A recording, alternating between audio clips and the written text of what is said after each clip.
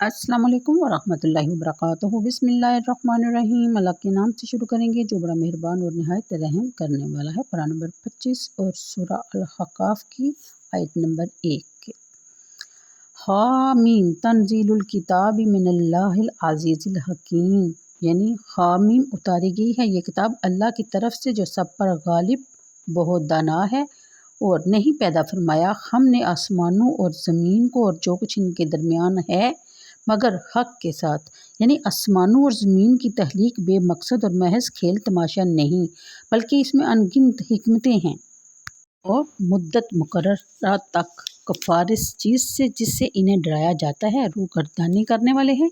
फरमाइए ए कफ़ार, कभी तुमने गौर से देखा है जिन्हें तुम अल्लाह के सिवा खुदा समझकर पुकारते हो? भला मुझे भी तो दिखाओ जो पैदा किया है उन्होंने ज़मीन में से या इनका आसमानों की तख्लीक में कुछ हिस्सा है।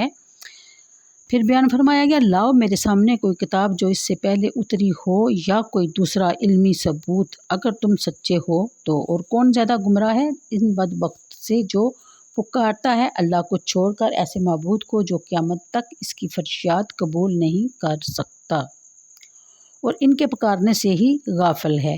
फिर बयान फरमाया गया, और जब जमा किए जाएंगे लोग रोज़े महशर तो वो माबूद इनकी दुश्मन होंगे और इनकी इबादत का साफ इनकार कर देंगे। और जब पढ़ी जाती हैं इनके सामने हमारी आयतें जो रोशन हैं तो कहते हैं कफ़ार। हक़ के बारे में जब इनके पास आया कि ये खुला जादू है, क्या वो कहते हैं कि नबी ने इसको खुद गढ़ लिया है? फरमाइए, अगर मैंने इसको खुद गढ़ा है तो तुम इससे ताकत के मालिक नहीं कि मुझे अल्लाह से छुड़ा लो। वो खूब जानता है जिन बातों में तुम मशगूल हो, वो काफ़ी है बतौर गवाह मेरे दरमियान और तुम्हारे दरमियान, और वो बहुत बख्शने वाला हमेशा रहम फरमाने वाला है। आप कहें कि मैं कोई अनोखा रसूल तो नहीं हूँ और मैं आज खुद ये नहीं जान सकता कि क्या किया जाए मेरे साथ और क्या किया जाएगा तुम्हारे साथ। मैं तो पैरवी करता हूँ जो वही मेरी तरफ की जाती है और मैं नहीं हूँ मगर साफ साफ डराने वाला।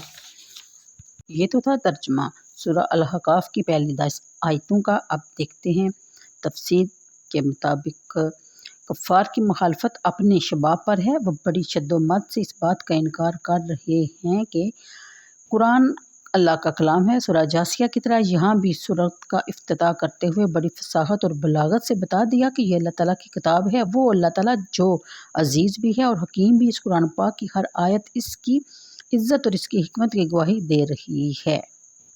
और ये भी बताया गया कि आसमानों और ज़मीन की तख्लीक बेमकसद और महज खेल तमाशा नहीं बल्कि इसमें अनगिनत हिकमतें हैं, यानी तकवीनी और तशरीह हिकमतों और नज़ाकतों का पूरा लिहाज करते हुए इसकी तख्लीक की गई है। बनाने वाले ने इसे इस खूबी और महारत से बनाया है कि इसमें किसी किस्म की इस्लाह और तरमीम की गुंजाइश नहीं। जो चीज़ जैसी बना दी वैसे ही बननी चाहिए थी और जहाँ सजा दी गई वहीं उसकी मौजू तरीन जगह थी। कोई मुसव्वर, कोई फ़नून लतीफ़ा का कोई माहिर ये नहीं कह सकता कि अगर यूँ ना होता तो ये ऐसा होता तो ज़्यादा मुफीद, ज़्यादा कारआमद और हुस्न खूबी के एतबार से ज़्यादा दिलकश होता। जितना ज़्यादा कोई गौर व फ़िक्र करेगा इस निज़ाम की खूबियों और लताफ़तों को देख कर दंग रह जाएगा। ए इंसान, तो तू इस खलाक़े अज़ीम का शाहकार है। तेरे बारे में इसने खुद बड़े फ़ख्र से फरमाया, लक़द खलक़नल इंसान फ़ी अहसानि तक़वीम, यानी ज़रा अपनी रहनुमाइयों और दिलरुबाइयों को आईना फ़ितरत में देखे। तुझे महसूस होगा कि ज़मीन की वसतें, पहाड़ों की बुलंदियाँ, समंदरों की रवानियाँ, आसमानों की पहनाइयाँ तेरी अज़मतों को सलाम कर रही हैं।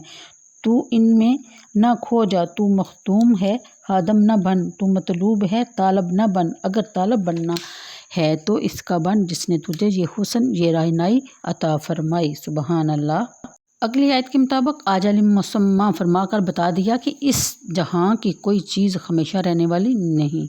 हर चीज़ को इसके खालक ने जिस तरह बड़ी हिकमत से पैदा फरमाया है इसी तरह इसके लिए एक मियाद भी मुकर्रर कर दी है। जब मुकर्ररा मियाद पूरी हो जाएगी तो वह चीज़ फना हो जाएगी। तुम आसमानों की पुख्तगी और ज़मीन वगैरह की मजबूती को देखकर इस गलत फहमी में मुब्तला न हो जाना कि दुनिया यूं ही कायम रहेगी, कभी फना ना होगी। इस दुनिया की उम्र तवील हो सकती है लेकिन इसे एक रोज़ ख़त्म ज़रूर होना है और फिर तुम्हें भी ज़िंदा ज़रूर किया जाएगा और तुमसे तुम्हारे अमाल की बाज़पुरस भी होगी।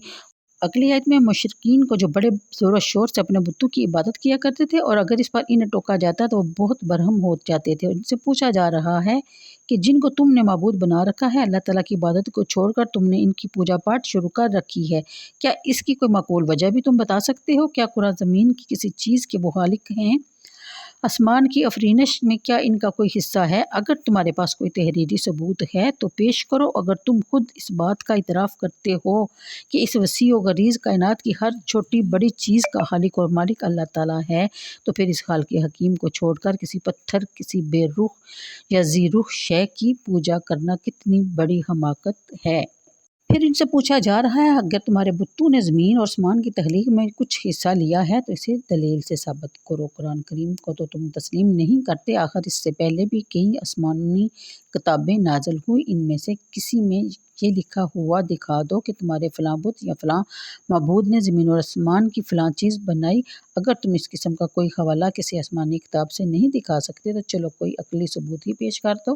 اگلی آیت میں مشرکین بتوں کی پرستش کیا کرتے تھے، انہوں نے بیت اللہ شریف میں 360 بت نصب کر رکھے تھے، اپنے اپنے گھروں میں جو مورتیاں انہوں نے سجا رکھی تھی وہ ان کے علاوہ تھے۔ ان کی اس کھلی گمراہی میں بلکہ حماقت کو بڑے مؤثر انداز میں بیان کیا گیا۔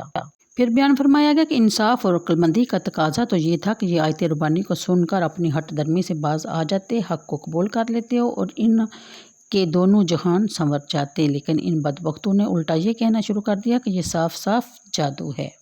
آیت نمبر 9 کفار کی اس افطرا اور بہتان کا جواب دینے کا حکم مل رہا ہے۔ اگر یہ کتاب اللہ تعالیٰ نے نازل نہیں کی، میں نے خود اس کو گڑھا ہے اور اللہ تعالیٰ کی طرف اس کی جھوٹی نسبت کر رہا ہوں تو یہ ایک سنگین جرم ہے جس کی سزا بڑی المناک ہے، اور تم میں سے کسی میں یہ ہمت اور قوت نہیں کہ اگر مجھے سزا ملنے لگے تو تم مجھے چھڑا سکو۔ تم خود سوچو، کیا میں اپنی جان پر ایسا ظلم ڈھا سکتا ہوں، اپنے آپ کو خدا کے عذاب کا ہدف بنا سکتا ہوں؟